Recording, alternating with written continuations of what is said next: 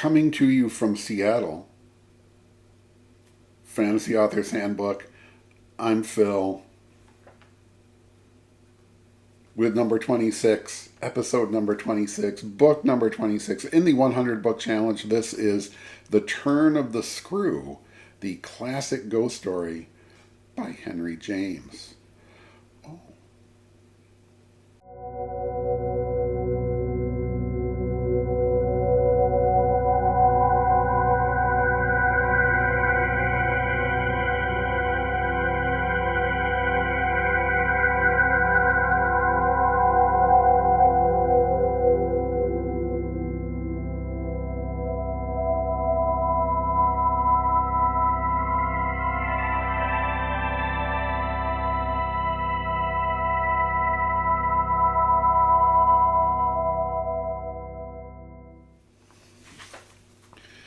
Ooh, The Turn of the Screw. Ooh, Henry James. So this is one of those stories where, I mean, you hear about it all the time. It's like when they talk about what are the classic horror stories, the classic ghost stories and stuff like that. Always this shows up on the list, and so why wouldn't I read it?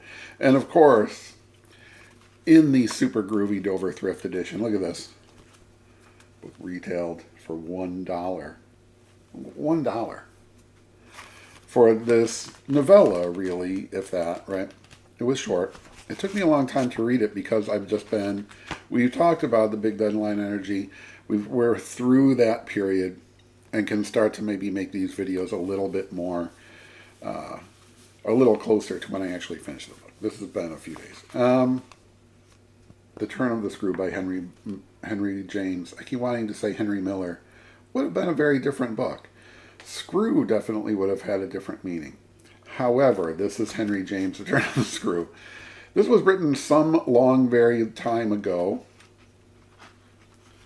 This is expert stuff that's happening here. You're probably only hearing me with the book here. 1898, this was published. By, Henry James, right? This great American author. I think anytime, here in the third decade of the 21st century, you read a book from even, very late in the 19th century, it's going to feel antiquated. It's going to be, a part of its time and place, the sort of the voice of the language, the expectations of, a publishing industry that had to be very careful about censorship. I wonder what that would be like to live in that society. What they can and can't say, etc. And in the meantime, though, of course, there's authors pushing those limits, publishers testing that envelope. And maybe I think Henry James to that had some of that going for him. He did write sort of tales of manners. There was Washington Square that was a sort of kind of dangerous, illicit affair kind of thing. And this idea of, a young woman being manipulated by this false suitor and also by her father. And that got into some social stuff, especially in the sort of upper classes of New York society. That probably made some people uncomfortable. I think this did too. It must have. So if you have, oh my goodness, right? You don't know the story already of The Turn of the Screw, or you haven't read it.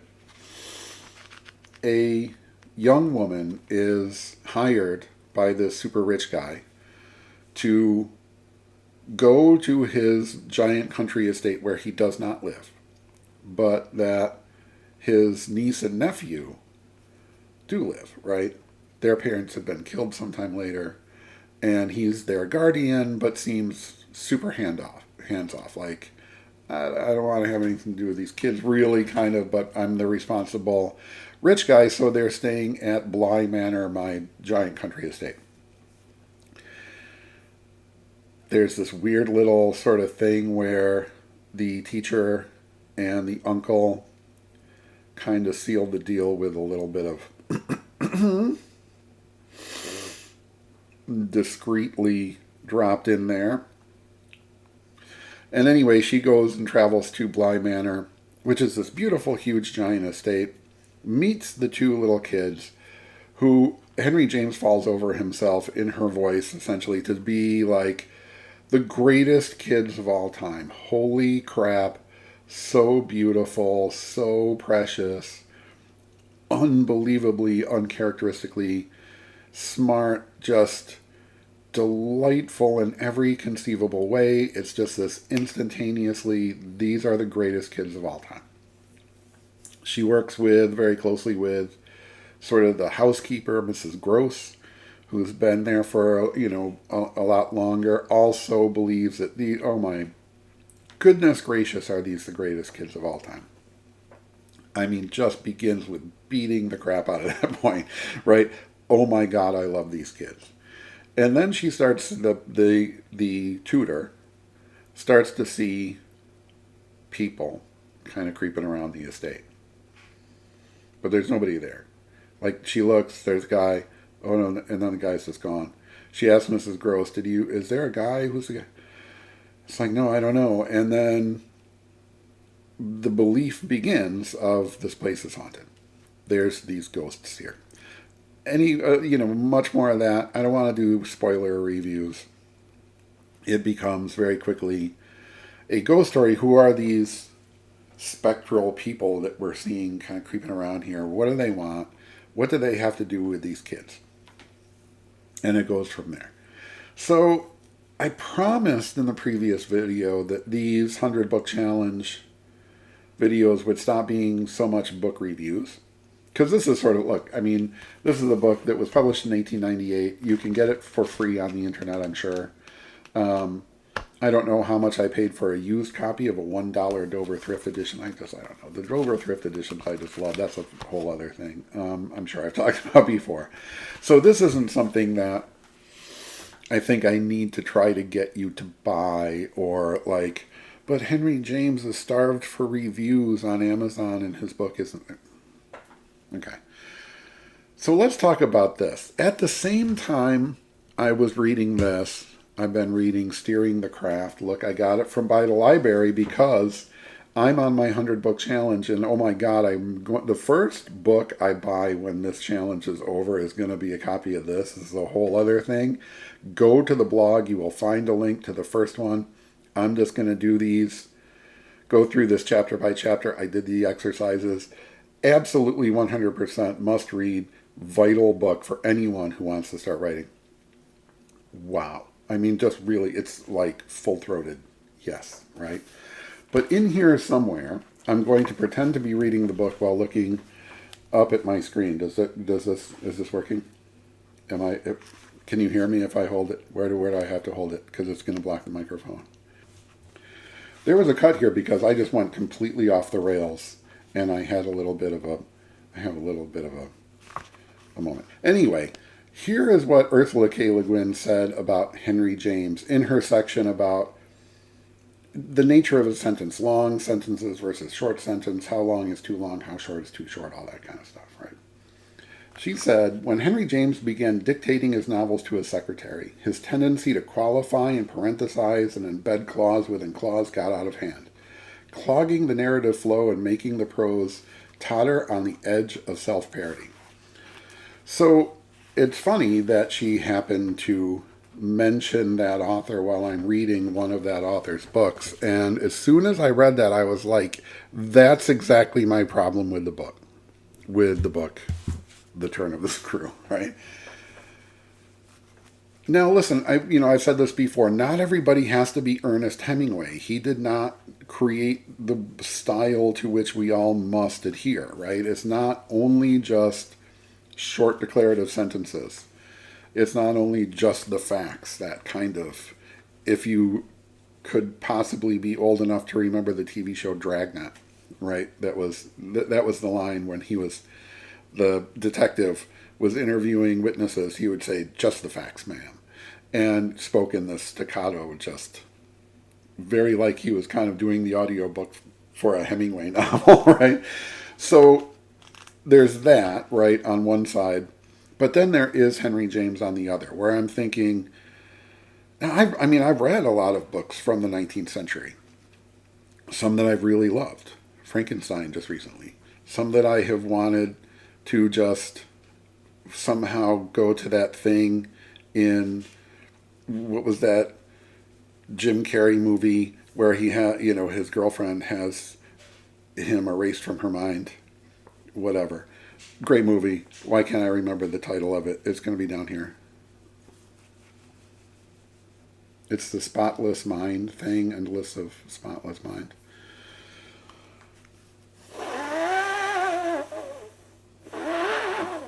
This book is so spooky you can make wind noises with it. Like, this is a Halloween thing that you can do.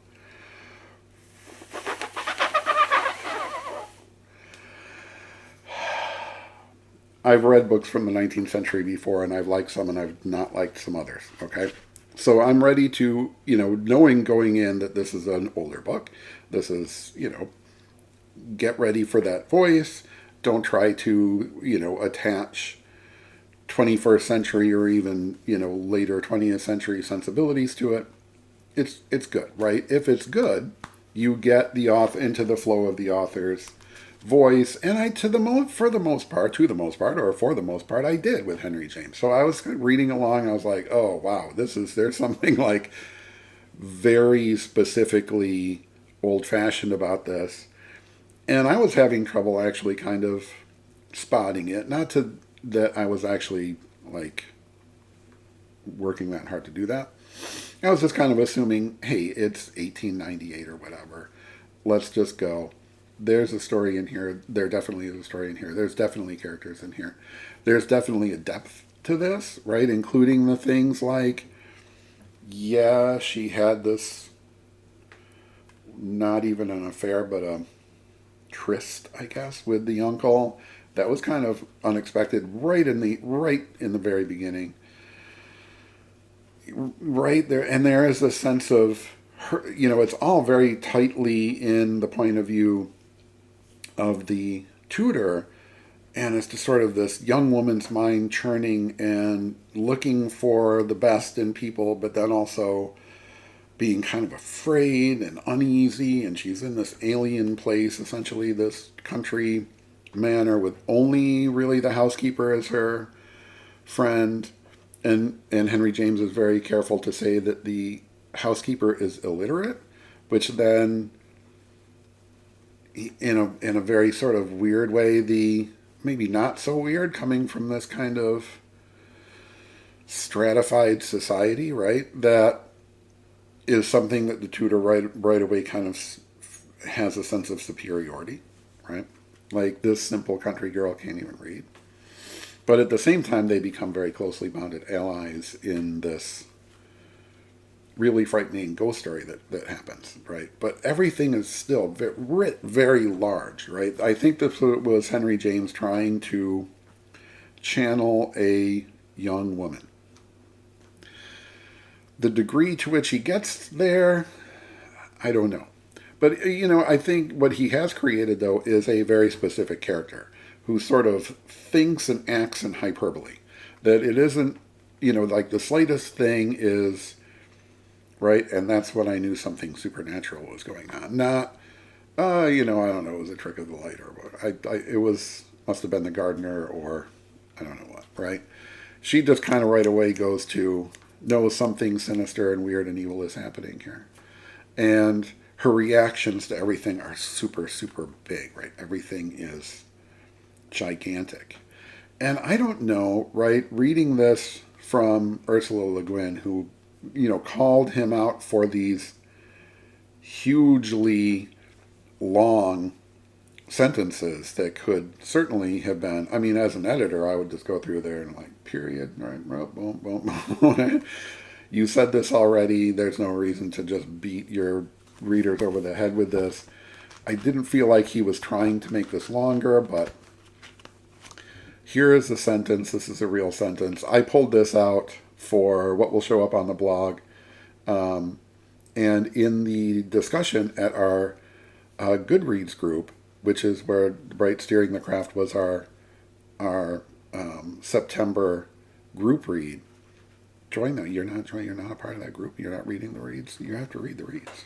What do you, right? And if you didn't read this one, you really missed something, so don't miss this. Go get a copy of your own. The library is there for you as necessary. Anyway, here's one of those sentences that when Ursula K. Le Guin sensitized me to that, I was like, you know what I'm going to do? I'm going to go find a sentence like that, right? I'm cutting like crazy in this one, I think. I don't know. Calm down. I have this like post-traumatic, it's post-big dead person. I can't even talk. There's a lot of cuts. I'm feeling like I'm coming into this with a lot of like weird nervous energy. I don't know why. Bear with me. There's a lot going on. The Mariners are going to get to and win the World Series, but that's not what this video is about. We're going back to talking about the turn of the screw and the writing. So I'm sure you'll remember, because all of the crazy weirdness that went on behind the scenes will have been cut out. So anyway, the super long sentences that Ursula K. Le Guin was talking about that totter on the edge of self-parody, as she said, here's one that I pulled out. After these secret scenes, I chattered more than ever, going on volubly enough till one of our prodigious, palpable hushes occurred. I can call them nothing else. The strange, dizzy lift or swim, I try for terms, into a stillness, a pause of all life that had nothing to do with the more or less noise that at the moment we might be engaged in making, and that I could hear through any deepened exhilaration or quickened recitation or louder strum of the piano. What the heck? I'm not going to even go back and do like a fourth try at reading that sentence. And this is why we need to talk about this, and certainly why I'm sure Ursula K. Le Guin was moved to call Henry James out for this, right? What you just heard me rambling through and trying to figure out how to say out loud was 84 words. That's one sentence. One sentence, 84 words, 5 commas, 2 em dashes, a set of parentheses, and only one period. So what's the rule, right? What's the maximum number of words that you can put into one sentence? There is no maximum, right? In the same way that even, I think, in 1898, this was a lot. Here we're still talking about The Turn of the Screw by Henry James. Yes? So this isn't like some sort of thing that says, no, according to Hemingway, it's exactly 8. You know, I'm just making that up. I'm sure Hemingway didn't actually have a formula for the number of words in a sentence, or even the maximum number of words. This feels like too many, right? And that's really what Ursula K. Le Guin was trying to tell us in Steering the Craft. What I work with authors all the time to do, right? If it sounds wrong, and I kept trying to read this in a fluid manner, and I couldn't do it. I mean, maybe with just 12, 15, 100 Stanley Kubrick style takes, I could have done that. But I left me struggling with it in for a reason. This makes your readers struggle. I struggled a lot in Turn of the Screw, and I'm pretty good at that reading stuff, if I don't say so myself. And like I said, I've read books from the previous centuries before, and now my computer has gone into sleep mode. You don't know the trials and tribulations of me. How much of the just nonsense am I going to... Oh, God. Anyway, I struggled to read that sentence out loud because it's too much, right? Let's see if we can kind of break this down. After these secret scenes, every once in a while kind of ask yourself, what would my audiobook narrator think of this? How much is that person, and it better be a person and not a fake AI voice, right? What would this person who's reading my book for the audiobook think of secret scenes? After these secret scenes, now I just really feel like I'm lisping on purpose. I don't know why. I chattered more than ever, going on volubly, okay, enough till one of our prodigious, palpable hushes occurred. That could be a period, right? That could be a sentence. I know we probably don't love the word volubly, nobody cares. Prodigious and palpable again, prodigious, palpable, right? That kind of alliteration, secret scenes, prodigious, palpable. Was that on purpose? It doesn't feel like it was. I don't know. Then she says, the narrator is a woman, Henry James, writes, I can call them nothing else. That could be a period or, a sentence by itself. The strange dizzy lift or swim, I try for terms. That parenthetical is just like, what are you doing? Right? This is one where I think people are like me, right, are reading Henry James going like, okay, right? I don't know. It felt like in that parenthetical, it wasn't the tutor speaking, right? The point of view character speaking. It was Henry James going in there saying like, I'm trying real hard to put all of the words possible into this sentence, and I feel like I'm failing, so I'm going to give up after only 84. It's like, what the heck, man? Right? I think honestly in fiction, if your finger touches the parentheses, keyboards should come with like little shock mechanisms, right? Where like if you touch the parentheses or you touch the semicolon, go ahead and get me started on semicolons. You get like a little shock. Nothing that would actually hurt you, right? Or even if you had like a pacemaker or something. But just enough to go like, oh, and think about not doing it. Right? So I try for terms. I believe you. Leave that in your notes, right? What is it? The strange dizzy lift or swim into a stillness, a pause of all life that had nothing to do with the more or less noise that at the moment we might be engaged in making, and that I could hear through any deepened exhilaration or quickened recitation or louder strum of the piano. Wow, what are you doing? So I've written before about how the way you breathe through a sentence, right, as you're reading it out loud, like I did right there, and I'm feeling a little woozy. If I pass out, I'll cut out the like 4 or 5 hours of me just on the floor, and we'll get right back to it. So if I do pass out, there'll be a cut here.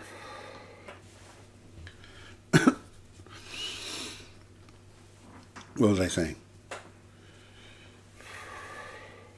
Oh yeah.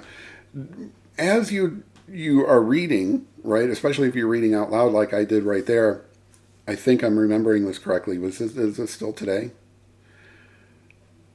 The length of a sentence, right, and punctuation, something that you will also learn some great stuff about in Studying the Craft. Punctuation is there to provide pauses, to provide breaths. Yes? So if you say, for instance, after these secret scenes, I chattered more than ever. I went on volubly enough till one of our prodigious, palpable hushes occurred. Right? I'm inserting periods there. Right? If there's a comma, then it's a much shorter pause. And of course, there are definitely old school grammarians who will tell you that commas don't necessarily indicate a pause, but that's how everybody reads them, so they kind of do. So after these secret scenes, I chattered more than ever, going on volubly enough till one of our prodigious, palpable hushes occurred. Right?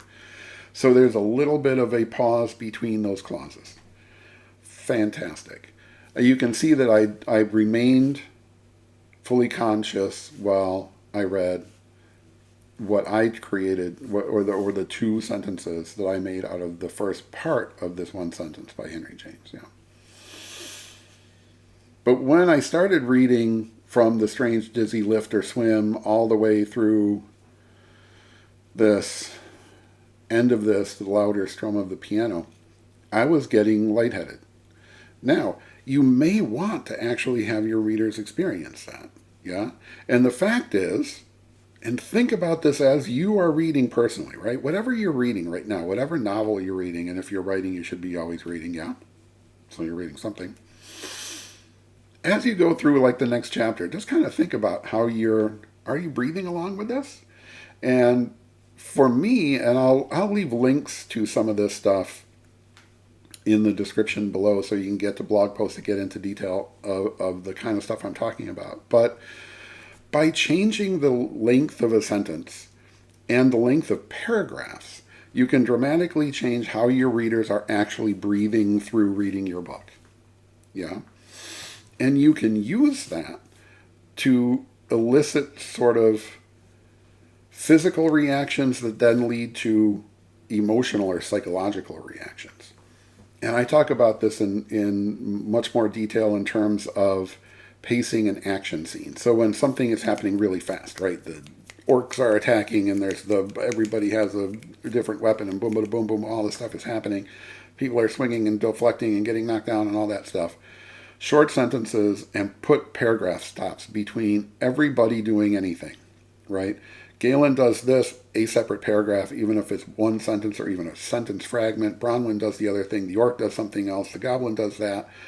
Boom, boom, boom, boom, stacking up stuff so that your readers are doing quick breaths. They're stopping and starting, stopping, starting, stopping, starting, stopping, starting.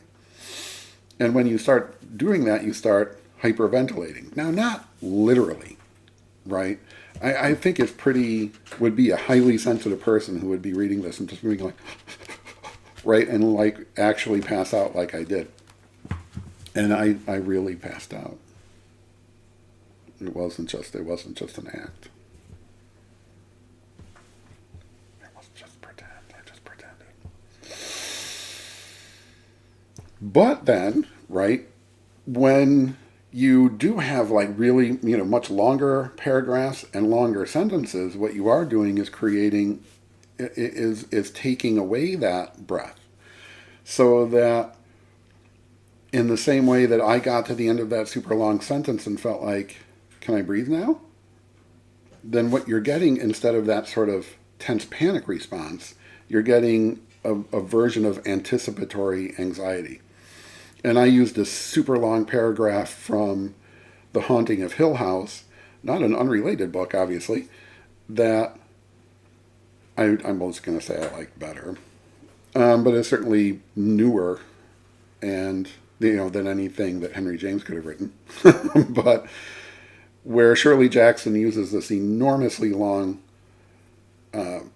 paragraph, really a whole page on the little paperback edition, that is Eleanor driving to the haunted house, right? As she's getting closer and closer and more nervous, and she's building up this kind of thing where I'm not breathing, right? So there's a difference between breathing really fast, right? And then holding your breath and not breathing, right? So there's a different sort of version of anxiety that you're creating. And you can create that in your writing. You absolutely can, right?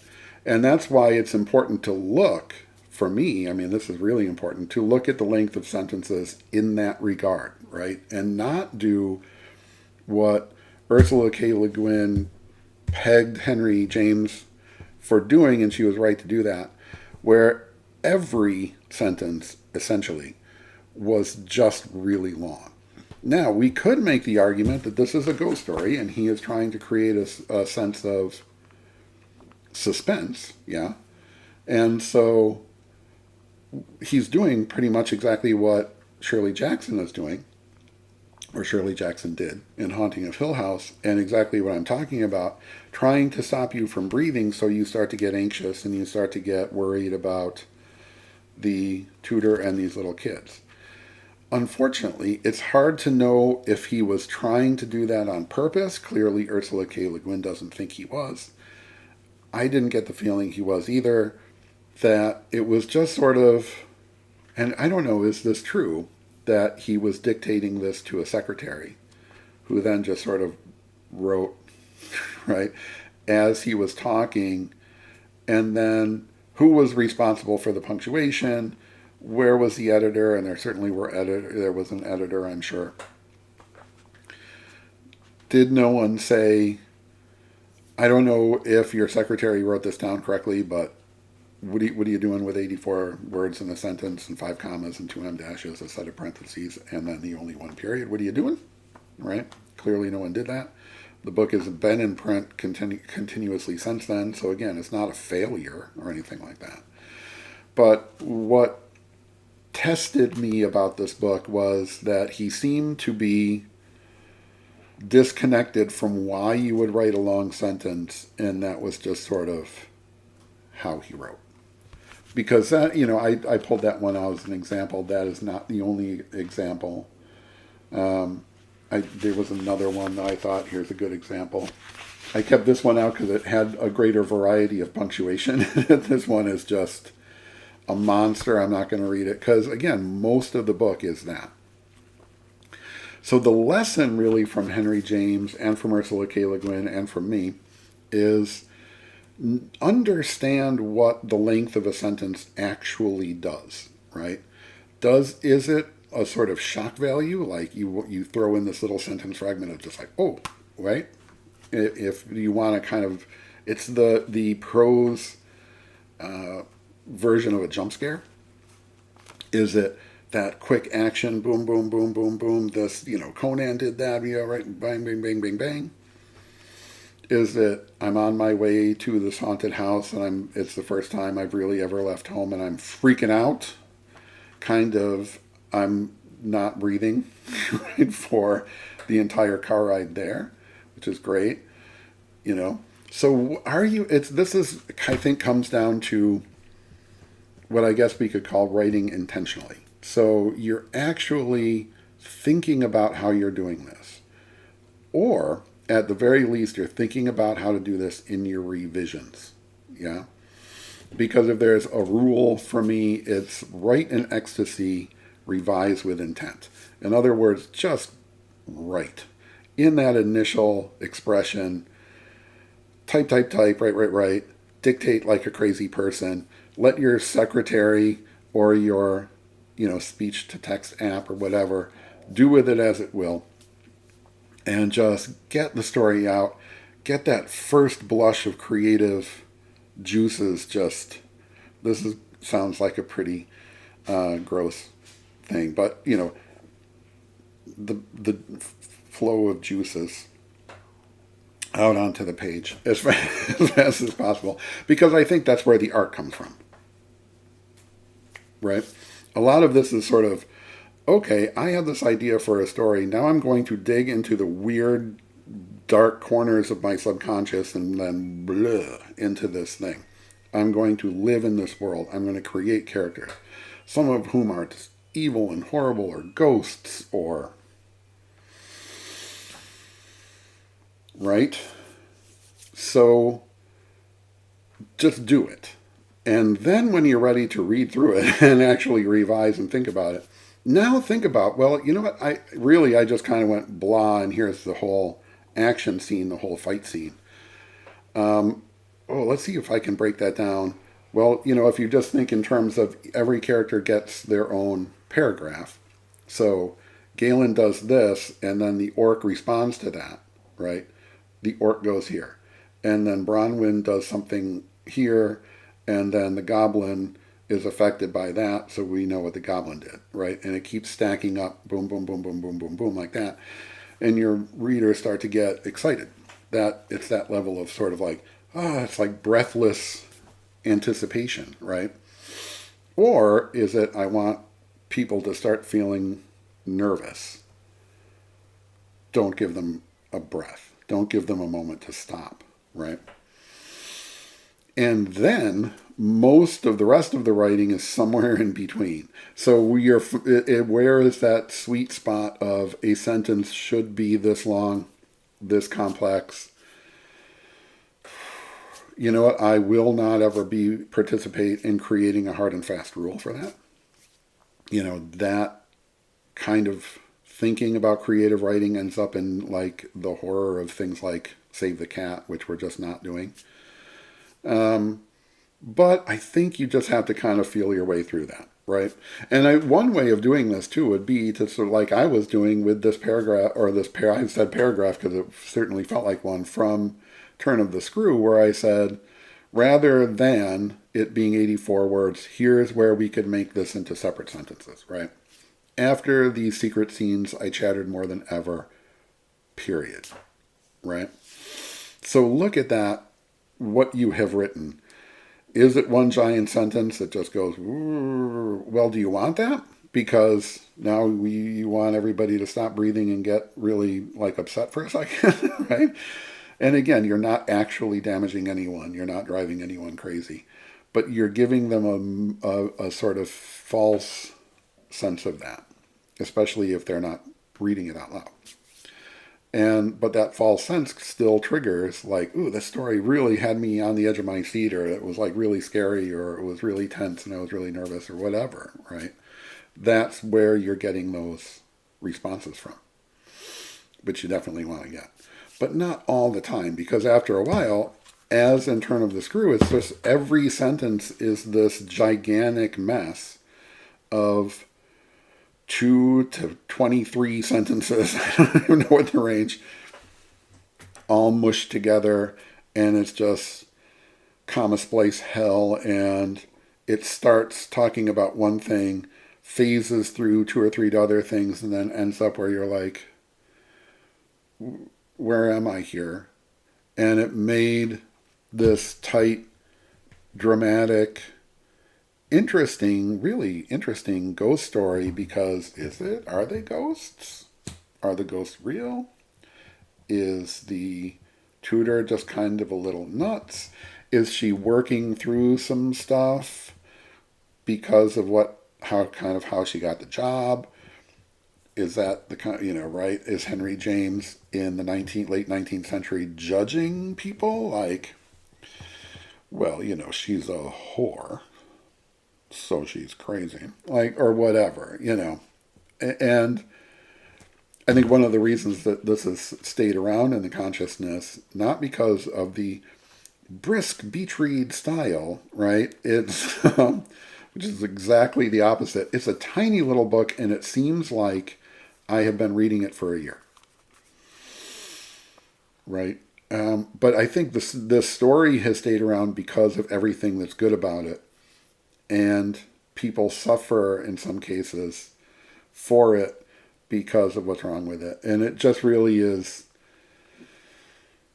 it ends up unfortunately being style over substance, because even though the substance is there, right, the story is really interesting. It is just told in a way that makes it really hard to engage with. And I have a feeling it was hard to engage with in 1898 as much as it is in 2025. Certainly more so in 2025, where we have really been taught in the kind of post-Hemingway universe, right, post-Hemingway, Fitzgerald, etc., to be direct in the way we talk to our readers, yeah. And, with certain exceptions, Tolkien, right, could get a little bit more old-fashioned, certainly.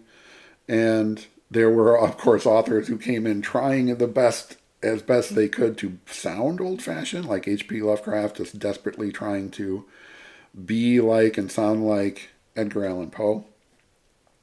But for the most part, we're reading Stephen King and Emily Henry, and right, authors who have been born into a sort of clearer voice, and also an era where, whether certain people in the United States want it to be true or not, where we're okay with confronting things like,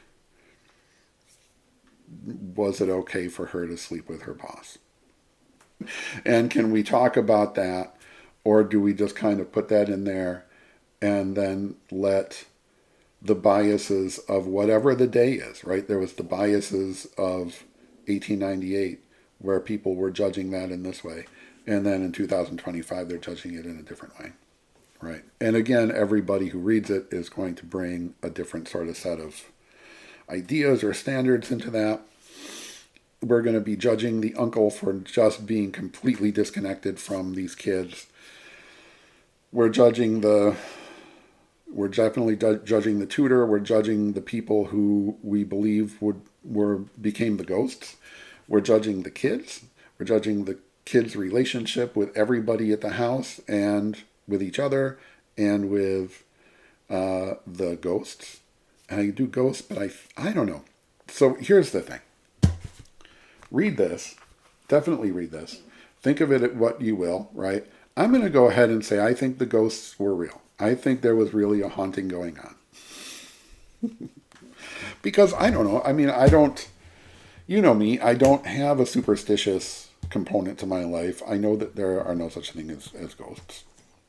They're pretend. And I know that because I'm one of the people who pretend them. And almost everybody I know is a person who pretends this stuff, right? So I know that they're pretend. But I love ghost stories. Not because I'm reading them like they're some sort of nonfiction examination of the great beyond, but because they're fun stories. Stories that say, in here is a bunch of impossible stuff. I'm going to make it feel possible. I'm all in on that, right? Because what I just described there is fantasy, science fiction, and horror. All of this stuff is pretend. Let's go. I'm 100% in. So read The Turn of the Screw. Judge for yourself as always.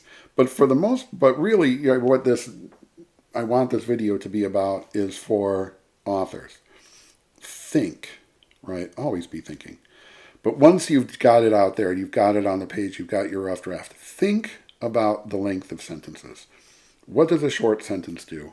What does a long sentence do? Where is a medium sentence, right? And please follow along on the blog, because I'm going through each chapter of Steering the Craft. I'll hold it up again, by Ursula K. Le Guin. And it's a very short book, but each chapter ends with an exercise or multiple exercises. And as I got to that part and I was like, oh, wait, exercises?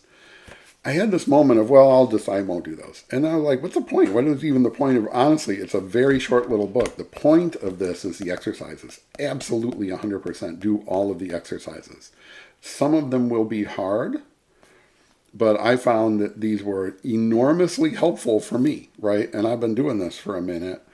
This will be helpful to anybody, everybody at any skill level, especially if you're just starting out. If you're watching this and you're like, I've been thinking about maybe get this book first and do the exercises, right? And you will learn stuff like why Henry James was a bad boy for writing sentences that were too long. Okay? This has been a wild ride. I was semi-prepared to do this today. I am suffering from coming out of this period of seemingly endless deadline crunch. I'm breathing. I'm awake.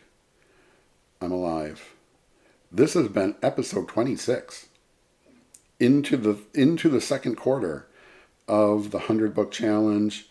Also, this deadline crunch thing, too, has really slowed down my reading. And yes, no, right? I do not count Steering the Craft against that 100 because this one I got from the library for the group read, which you are going to go to Goodreads and join. Okay? So that's been that. 26 books in.